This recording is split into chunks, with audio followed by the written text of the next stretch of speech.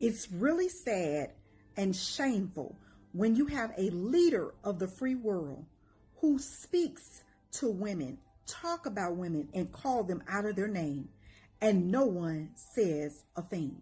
You have people that are standing around him that hear him. I'm sure if he says it in public, he says it in private.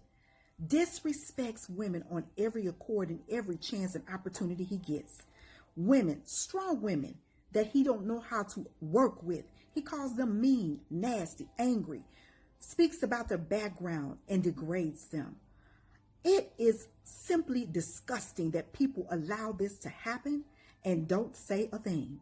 America will never be at its greatest as long as we have people who don't allow or push forward for people to take responsibility for their wrongs.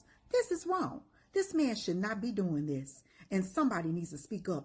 You are a black person and live in the black community all your life and walk out on the street every day seeing white policemen surrounding you. When I was living in Los Angeles, for instance, long before the situation in L.A. ever occurred, I was constantly stopped. No, the police didn't know who I was, but I was a black woman. I had a natural, and they, I suppose, thought that I might be a, quote, militant. And when you live under a situation like that constantly, and then you ask me, you know, whether I approve of violence.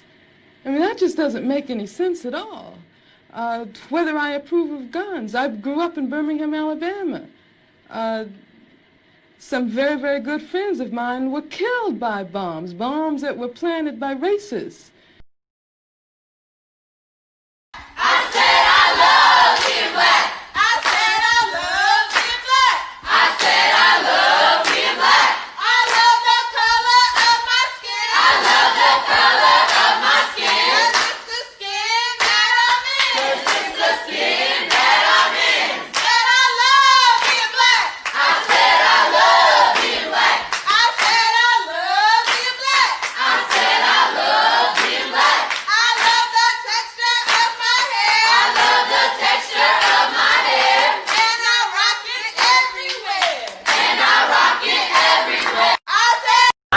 That this is a rough road, but a catalyst for change in a society is usually persona non grata with those who have been the beneficiaries of the system.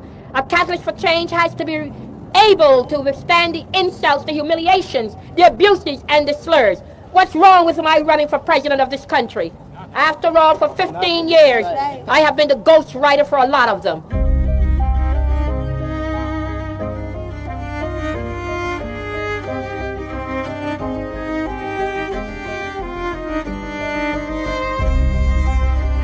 Do you think America is ready for a president that is both black and a woman?